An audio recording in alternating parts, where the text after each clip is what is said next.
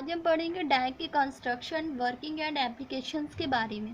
तो डायक में क्या होता है, दो टर्मिनल्स होती हैं, एक एनोड 1 और एनोड 2, जिसे हम MT1 और MT2 भी कहते हैं। MT1 का मतलब होता है कि मेन टर्मिनल 1, MT2 का मतलब होता है मेन टर्मिनल 2। और ये क्या होता है, इसमें लेयर होती हैं, N1 layer, P1 layer, N2 layer, P2 layer, N3 layer, ये इसमें लेयर्स होती हैं। और इसमें दो डायोड को पैरेलल फॉर्म में लगाया जाता है, एक MT1 इसमें गेट नहीं होता है और कैथोड नहीं होता। और इसमें जो करंट का फ्लो होता है वो दोनों डायरेक्शन में होता है, यानी MT2 से MT1, MT1 से MT2। तो ये बाई डायरेक्शनल, इसमें गेट नहीं होता है। और क्या होता है, TI का मतलब होता है डायोड, AC का मतलब होता है अल्टरनेटिंग करंट। तो हमें पता है कि इसमें डायोड के यूज़ करके ही डायक बनाया गया, क्योंकि इसमें क्या होता है कि केवल एक डायरेक्शन में, डायोड में केवल एक डायरेक्शन में करंट फ्लो होती है। लेकिन जब हम दोनों डायोड को पैरेलल में लगा दें तो क्या होता है, इधर से इधर भी करंट फ्लो हो जाएगी, इधर से इधर भी करंट फ्लो हो जाएगी। और डायोड क्या करता है, डायक क्या करता है कि पर्टिकुलर वोल्टेज पर करंट का फ्लो करता है, जिसे हम बोलते हैं ब्रेक ओवर वोल्टेज। ये पर्टिकुलर करंट पर कंडक्ट करता है, जिसे ब्रेक ओवर वोल्टेज बोलते हैं। और इसका यूज़ कहाँ किया जाता है, SCR और ट्रायक के ट्रिगरिंग के लिए यूज़ किया जाता है, पावर रेगुलेशन के लिए यूज़ किया जाता है, और स्पीड कंट्रोल के लिए इसका यूज़ किया जाता है। और इसमें दो केस बनते हैं। एक केस, इसको इसकी वर्किंग को समझने के लिए दो केस की ज़रूरत होती है। एक केस ये होता है कि जब MT1 मोर पॉजिटिव हो MT2 के, और दूसरा केस बनता है जब MT2 मोर पॉजिटिव हो MT1 के। तो इन दोनों केसेस के हिसाब से इसकी वर्किंग समझती हैं। तो ये हमारा वर्किंग है। अब ये देखिए, जब हमारा हो जाएगा ये MT1, ये दो केसेस है। फर्स्ट केस में MT1 is more positive MT2, और सेकेंड केसेस में है MT2 is more positive MT1। तो इसको इससे कंपैरिजन करते जाएंगे तो आसान रहेगा समझना। तो अब इसमें क्या होगा, ये बना हुआ है। जब हमने क्या किया है, case 1, MT1 is more positive than MT2, यानी कि इसको हम मोर पॉजिटिव करेंगे, मोर पॉजिटिव किसके, MT2 के। तब क्या होगा कि तब हमारी कौन कौन सा लेयर रहेगी, तब हमारा ये जो N1 होता है वो डीएक्टिवेट हो जाएगा, इस पर कोई भी कंडक्शन नहीं होगा। इसलिए कौन कौन सी लेयर आ जाती है, P1, N2, P2 और N3, यानी कि ये वाली लेयर हट जाएगी। अब क्या हो दिख रहा है, P1, N2, P2 और N3। तो ये लेयर रहेगी, क्यों, क्योंकि ये हमारा MT1 मोर पॉजिटिव है, और हमको पता है कि ये हमारा फॉरवर्ड बायस में ही रहता है, क्योंकि इसमें करंट दोनों डायरेक्शन में फ्लो होती है, इसलिए दोनों डायरेक्शन में हमको फॉरवर्ड बायसिंग लगा करनी पड़ती है। ये P को पॉजिटिव से, इसलिए ये वाला डीएक्टिवेट, मतलब एक्टिव नहीं होगा, डीएक्टिवेट हो जाएगा। तब ये हो गया। अब हमारा दूसरा केस आता है कि जब हमारा MT2 मोर पॉजिटिव देन MT1, तो जब MT2 मोर पॉजिटिव MT1 होगा, तब क्या होगा कि अब हमको इसको फॉरवर्ड बायस में लगाना है, तो क्या हो जाएगा कि P को पॉजिटिव, अब हमारा ये वाला N3 वाला डीएक्टिवेट हो जाएगा, और क्या हो जाएगा कि हमारा P2 N2 P1 N1, P2 N2 P1 N1, तो ये लेयर हमारे हो जाएंगे।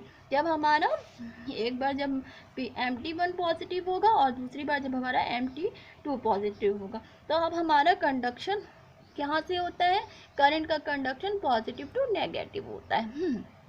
तो अब इसकी VI कैरेक्टरिस्टिक समझना है। अब इसमें क्या हो जाएगा, जब हम MT1 मोर पॉजिटिव करेंगे MT2, तब हमको क्या इस पॉजिटिव डायरेक्शन में करंट का फ्लो होगा।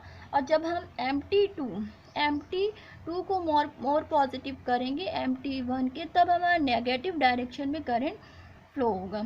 यानी कि ये वाला जो हमको मिलेगा इस रीजन में, वो MT1 को पॉजिटिव करने पे मिलेगा, और इस रीजन में जो हमको VI कैरेक्टरिस्टिक मिलेगा वो MT2 को पॉजिटिव करने पे मिलेगा। तो जब हम पावर वोल्टेज अप्लाई करते हैं तब क्या होता है कि फॉरवर्ड बायस में जो करंट फ्लो होगी वो होगी लीकेज करंट के कारण। फॉरवर्ड बायस में जो करंट फ्लो होगी वो लीकेज करंट फ्लो होगी है। तो इसीलिए क्या हो रहा है कि जैसे ही हमने वोल्टेज अप्लाई किया तो करंट धीरे धीरे, यानी कि कौन सी करंट ये फ्लो हो रही है, इसे कहती हैं लीकेज करंट। ये धीरे धीरे फ्लो होना शुरू हो गई। और इससे पहले हमने बताया था कि ये कब कंडक्ट करता है, जब हमारा VBE वोल्टेज पर कंडक्ट करता है, ये ब्रेक ओवर वोल्टेज पर कंडक्ट करता है। तो अब हमको क्या होगा कि जब ये लीकेज करंट इस VBO के आसपास आ जाएगी और ब्रेक ओवर वोल्टेज हम जिसे बोलते हैं, इसे बोलते हैं break over voltage. Break over voltage के पास आ जाती है तो क्या होता है कि यहाँ पे इसके जो कंस्ट्रक्शन के अकॉर्डिंग क्या होता है कि इसमें ब्रेक डाउन हो जाता है। और जब ब्रेक डाउन हो जाता है तब फिर क्या होता है कि ये इसमें करंट बढ़ने लगती है और वोल्टेज कम हो जाता है। वोल्टेज कम हो जाता है और करंट हमारी बढ़ने लगती है। तो इसमें देखिए ये पूरा SCR की तरह ही इसमें कंडक्शन है। अब इसमें क्या हो रहा है कि ये देखिए ये दोनों फॉरवर्ड बायस और ये रिवर्स बायस। तो अब हमारा फॉरवर्ड बायस में जो कंडक्शन हो रहा है वो लीकेज करंट के कारण हो रहा है। तो अब ये देखिए यहाँ पे लीकेज करंट के कारण ये बढ़ रहा है। और जब यहाँ पे आएगा, जैसे ही यहाँ पे रिवर्स बायस में आएगा तब क्या हो जाएगा, वोल्टेज को और बढ़ाएंगे तब क्या होगा कि ब्रेक ओवर वोल्टेज के बराबर आ जाएगा। जब करंट नहीं फ्लो हो रही थी लेकिन तब भी हम वोल्टेज बढ़ा रहे हैं, तब ये ब्रेक ओवर वोल्टेज के बराबर लगभग 32 वोल्ट वोल्टेज के बराबर हो जाएगी, तब यहाँ पे ब्रेक डाउन हो जाएगा। और जैसे ही ब्रेक डाउन हो जाएगा तो हमारा वोल्टेज ड्रॉप होने लगेगा और करंट हमारी बढ़ना शुरू हो जाएगी, यानी कि कंडक्शन स्टार्ट हो जाएगा।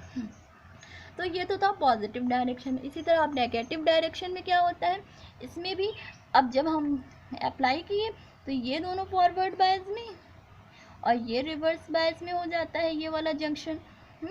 इसे हम J1, ये J2 और J3। इस वाले में J1 और J3 फॉरवर्ड बायस में और ये J2 रिवर्स बायस में होता है। और इसमें क्या होता है, इसमें भी वही चीज़ है, J1, J2 और J3। J1 और J3 फॉरवर्ड बायस में और J2 रिवर्स बायस। अब इसमें भी क्या होगा कि पहले करंट हमारी नहीं, कौन सी करंट फ्लो होगी फॉरवर्ड बायस में, लीकेज करंट फ्लो होगी। अब लीकेज करंट धीरे धीरे बढ़ रही है। और अब जब धीरे धीरे हमारी लीकेज करंट बढ़ रही है तब कहाँ हो रही है कि जब हमारा ये VBO यानी कि ब्रेक ओवर वोल्टेज के पास पहुंच जाता है तब इसमें ब्रेक डाउन हो जाता है। और ब्रेक डाउन होने के बाद अचानक करंट बढ़ जाती है और वोल्टेज हमारा ड्रॉप हो जाता है, वोल्टेज ड्रॉप हो जाता है। तो ये दोनों में ही सेम कैरेक्टरिस्टिक होता है। बस क्या होता है कि MT1 जब पॉजिटिव होता है, मोर पॉजिटिव होता है, तब पॉजिटिव डायरेक्शन में कैरेक्टरिस्टिक बनता है। और जब MT2 मोर पॉजिटिव होता है तब नेगेटिव डायरेक्शन में कैरेक्टरिस्टिक बनता है। तो ये था डायरेक्ट का कैरेक्टरिस्टिक।